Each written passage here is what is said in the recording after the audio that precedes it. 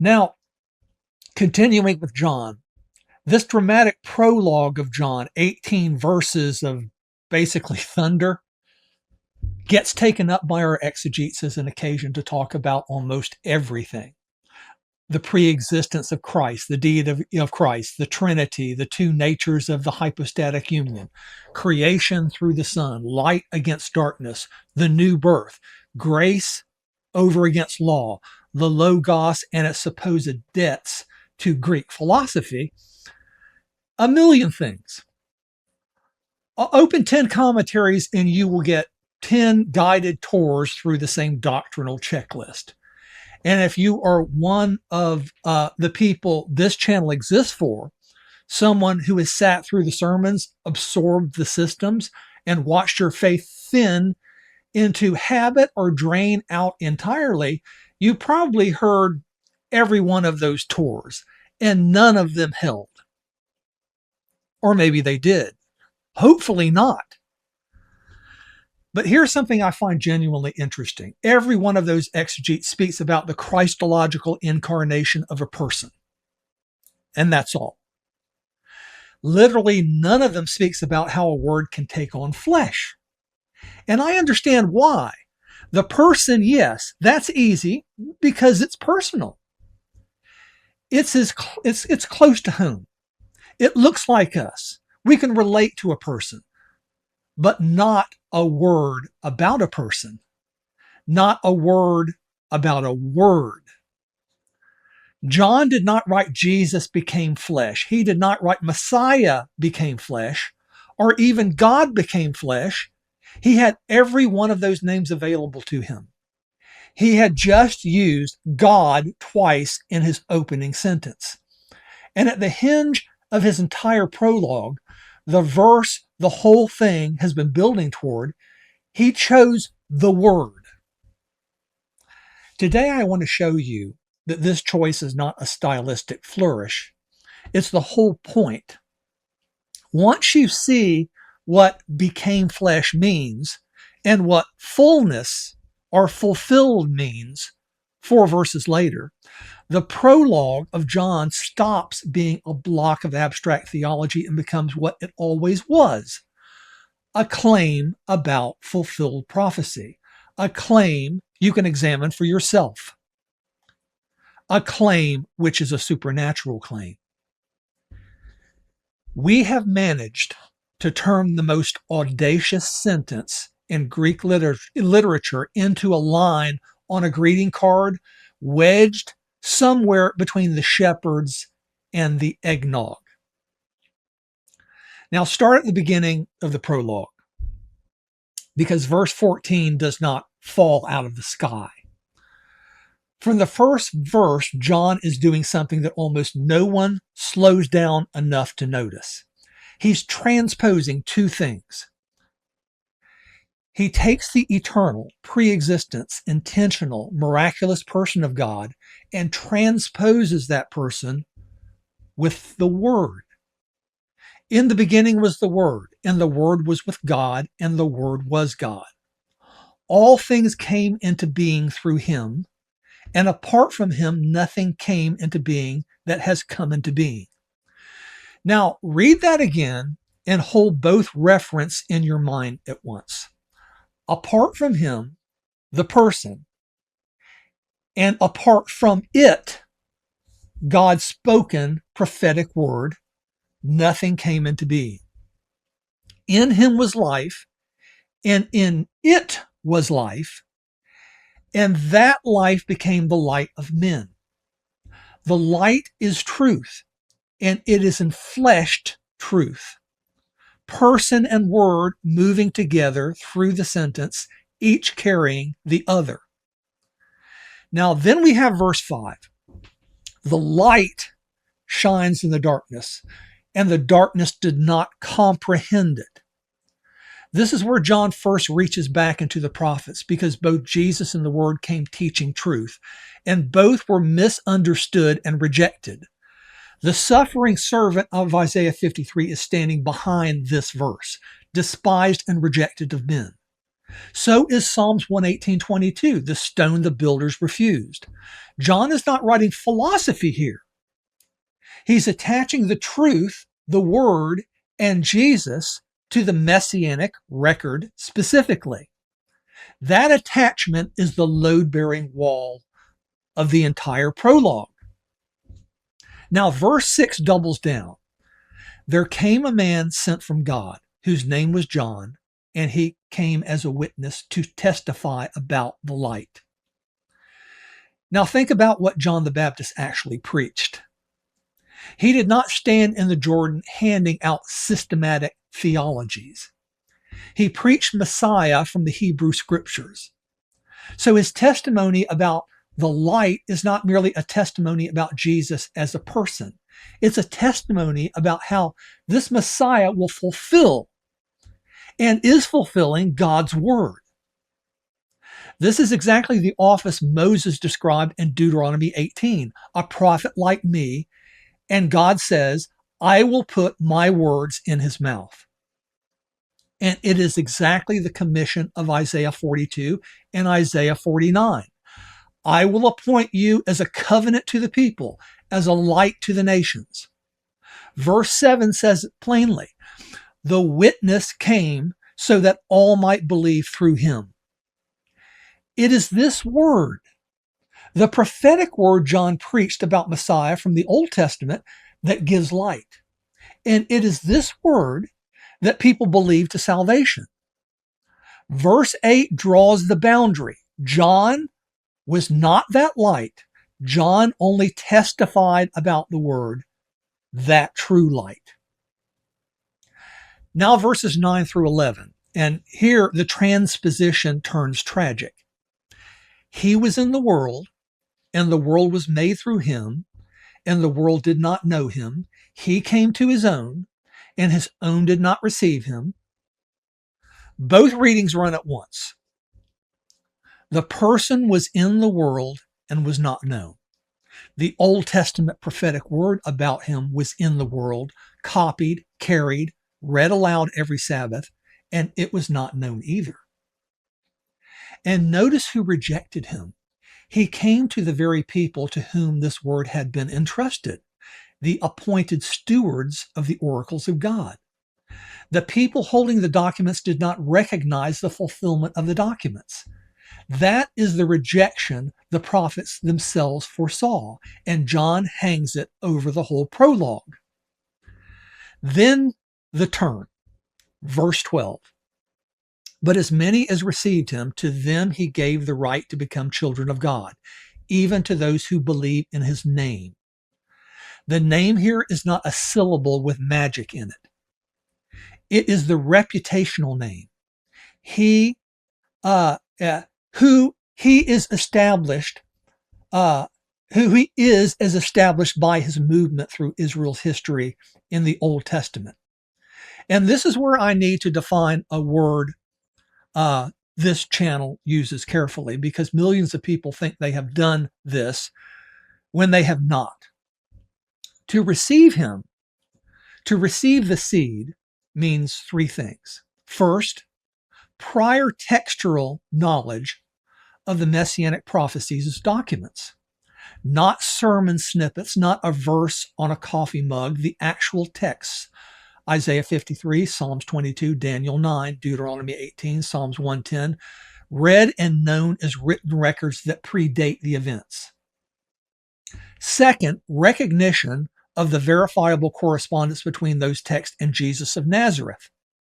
Third, receiving that recognition for what it is, supernatural disclosure.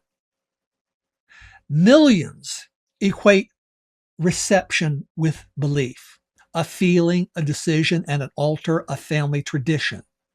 But you can't have a recognition event without prior knowledge of the thing to be recognized. Verse 13 then tells you what that recognition produces. People born not of blood, nor of the will of the flesh, nor of the will of men, but of God. That means nothing carnal produces this birth. Nothing man devises, no institution, no ritual, no inherited habit, because everything man devises apart from him is flesh, and flesh cannot birth what what only the transcendent truth can. You are born again by the supernatural phenomena of God and Christ, and by the knowledge, understanding, and acceptance of his prophetic word demonstrated in history. Now see verse 14, and everything comes together here. And the word became flesh and dwelt among us, and we saw his glory, glory as of the only begotten of the Father, full of grace and truth. It does not say Jesus became flesh. It does not say Messiah became flesh or God became flesh. It says the Word became flesh. And here's the reading I want you to weigh. Became flesh means fulfilled. The divine word concerning the Messiah, spoken through Moses and the prophets across 1,000 years, became concrete, historical, embodied reality in Jesus of Nazareth. Flesh in this verse describes the embodied fulfillment of the previously spoken prophetic word. The word lived among people because this prophetic person did. The glory the eyewitnesses saw was the glory of the person and the word together, both begotten of the Father, both proceeding from him, both full of grace and truth. The prologue has been transposing person and word for 13 verses precisely so that when you reach verse 14, you cannot separate them. Now, is this how the commentators read it? I went and checked, and the answer is instructive. Alan Mosley says that Jesus became flesh and took up residence among us, and he connects the incarnation to the Old Testament, but through typology. He says Jesus fulfills the tabernacle. The fulfillment sits in the symbol, not in the meaning of became flesh itself. Edwin Blum stresses the reality and completeness of the incarnation, the eternal Logos, who is God, who is God come to earth as man, humanity added to deity. And he suggests became might be understood as took to himself or arrived on the scene as. Now, Paul Barnett hears the vulnerability in the term. Flesh is genuine humanity marked by exhaustion, hunger, thirst, grief, and suffering. Marvin Vincent hears grace, the whole aggregate of divine powers and graces appeared in the incarnate word. Now, every one of these readings treats the incarnation as a genuine, complete, objective historical event, and it is. That is not the question, though. The question is, by what predication of God did it happen? And every one of them centers the verse only on the person of Christ and never applies it to the fulfilled prophetic word of history. Blum gives us deity joined to humanity, but not a certain word. Barnett gives us the vulnerability of the person, but never the abuse and vulnerability of the word itself in a hostile world. Vincent gives us grace in the incarnate Christ, but the word never inherits that grace. 4 scholars, centuries of learning between them, and not one of them asks why a gospel that repeats that the scripture might be fulfilled like a drum beat opens with a word doing exactly that. You can walk past a signpost every day for years and never once read it. So let me put the question to you the way I put it to myself, because I want you to feel the full weight of it. Every one of these commentators and virtually every reader of this gospel for 2,000 years is entirely comfortable positing a pre-existent person, eternal with God, who at a fixed point in history took on flesh and entered spatio-temporal reality. That is the Orthodox claim, and it is a staggering and true one. Now follow the logic. If I can posit that, a pre-existent person becoming concrete in space and time, am I crazy for reading became flesh as fulfilled? Am I out of bounds for saying that the pre-existent word spoken events, spoken through the prophets before the events, existing in the beginning with God, was likewise fulfilled in spatio-temporal reality? Ask yourself honestly, which of those two claims is the harder one to swallow? Because John has spent 13 verses transposing the two. The pre-existence of the person and the pre-existence of the word are the same pre-existence in this prologue. If one of them can enter history as flesh, the other can enter history as fulfillment. And John is telling you they did, together, in the same body, at the same moment. Both eternal, both divine, both demonstrative, both supernatural in origin, and both an expression in immanence. That is what flesh is doing in this verse. Flesh is the immanent frame, the world of space and time and eyewitnesses, the only frame in which human beings can examine anything at all. The transcendent did not stay transcendent. The eternal person and the eternal word both crossed over and expressed themselves inside the frame where you live, where they could be seen, heard, handled, and checked against the documents. And that brings me to the question I most want you to sit with today. Why don't we do the most natural thing with the word became flesh and hand it off to the most biblical thing, fulfilled? John's own gospel presses the vocabulary on us again and again, that the scripture might be fulfilled. So why do we insist on giving the phrase every meaning except that one? Took to himself, arrived on the scene as. Vulnerable humanity, exhaustion, hunger, grief. The whole aggregate of divine powers and graces. Fulfillment of the tabernacle. All of it is reverent. Much of it is true as far as it goes. And every bit of it circling around the one reading the book itself keeps handing us. Why? Here's my answer, and I don't think it flatters any of us, because reading became flesh as fulfilled aggressively and exclusively hands off the understanding of Jesus and of the incarnation itself to Messianic prophecy alone. And that costs us something we do not want to surrender.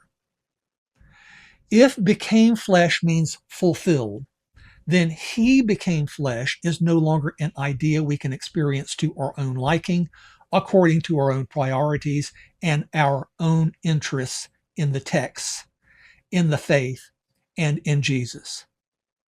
The mystic can no longer turn it into a doorway to private experience. The systematic theologian can no longer treat it as raw material for a framework. The Christmas service can no longer reduce it to a mood. The verse stops asking what the incarnation means to you and starts asking whether you have read the documents it fulfilled, whether you know them, whether you love them, whether you base your faith on them exclusively. Every other reading leaves us in charge of the meaning. This reading puts the prophets in charge and leaves us nothing to consult but the record. So let me be precise about what kind of claim this is, because precision here is everything.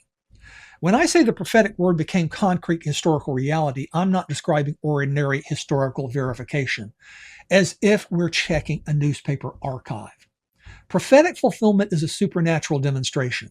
Predictions written centuries before the events, converging from dozens of independent sources, Moses, David, Isaiah, Jeremiah, Zechariah, and Malachi, onto one person in ways no human foresight produces. Understand the order of operations. God is a concept. Messiah is a concept. Logos is a concept. Concepts do not validate themselves. Only God acting in history self-validates. The concepts point to the demonstration and are reified by it, never the other way around. That is why John writes the word became flesh instead of God became flesh. He is not giving you a concept to admire. He is pointing you at the demonstration that makes the concept real. Now verses 16 through 18, because this is where fullness completes the argument. For of his fullness we have all received, and grace upon grace. For the law was given through Moses, grace and truth were realized through Jesus Christ. The law was the pedagogue, the tutor leading a child by the hand. The law saw ahead, but the law never saw the fullness. It prefigured and predicted the word and its Messiah, but it never held the fulfillment it pointed toward. Grace in this passage is God giving the world that fullness, the fullness of the fulfillment of the word, so that man may know, not merely speculate about the existence and nature of God and of transcendent truth. This is the new covenant Jeremiah 31 promised. They shall all know me, from the least of them to the greatest. Without that gift, man is just flesh, cut off, guessing, building regions out of speculation. Fulfillment of the word ends the guessing. It gives man a transcendent alternative which, when understood, causes him to be born from God and not from the earth. Even Vincent, commentating on verse 16, comes within reach of this. He says, Christians receive from the divine completeness whatever each requires, and then walks right past what that completeness is. And then verse 18 closes the prologue. No one has seen God at any time. The only begotten God who is in the bosom of the Father, he has explained him. Explained. The Greek is where we get the word exegesis. Apart from this, God has not been explained. And so God is not available to us. God is explained through the fulfillment of the Old Testament prophetic word of Messiah and through the Messiah himself and through nothing else. Men have written 10,000 books explaining God. John says exactly one explanation has ever arrived from the other side. So let me talk to you directly before we close. If your faith collapsed because it was built on feelings that faded, or an institution that failed you, or on doctrines you were told to accept without ever believing or shown why, I want you to notice something. John's prologue never asks you for any of that. He does not open with a demand for trust. He opens with a word spoken in documents that still exist, written centuries before the events, and it says that word became flesh. That it was fulfilled publicly in history in one person. That's something you can go and examine. Get the text. Deuteronomy 18, Isaiah 42, 53, Psalms 22, Psalms 110, and 118, Daniel 9. Read them as documents. Then set the record of Jesus of Nazareth beside them and ask the only question that matters. What explains this? And before I close, I owe you an answer to one last question. Why does any of this matter?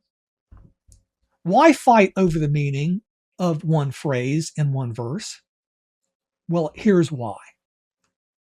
If we do not return to a strictly messianic interpretation of the Bible and of Jesus, if we do not put its informational authority back over our warped, conceptualized theology, then we will go on being as easily deceived as we have been for the last 18 or 1900 years. We will keep being led away by mere ideas about transcendence, beautiful ideas, sophisticated ideas, sincere ideas, instead of standing on proven, supernatural, scriptural phenomena. And that's not a hypothetical. That is the story of church history. Idea after idea, system after system, each one claiming the name of Christ while drifting further from the record that identifies him. And Jesus himself said it would get worse, not better. There is a time coming when the deception will be so good, so convincing, so nearly flawless, that if it were possible, even the elect would be misled. When that day arrives, the people left standing will not be the ones with the deepest feelings or the most elegant systems. They will be the ones with this grounding, the ones who know the documents, who have seen the fulfillment with their own eyes on the page, and who cannot be talked out of what God has publicly done in history. The Word became flesh. The thing God said became the thing God did. Every promise the law strained forward to see arrived in fullness, grace upon grace, so that you would not have to speculate about God, you could know him. The Word that was in the beginning, the Word that was rejected by its own stewards. The Word was fulfilled before eyewitnesses, and the Word is still on the table, still in the document, still waiting to be read by anyone willing to look. The only question left is whether you will read the explanation.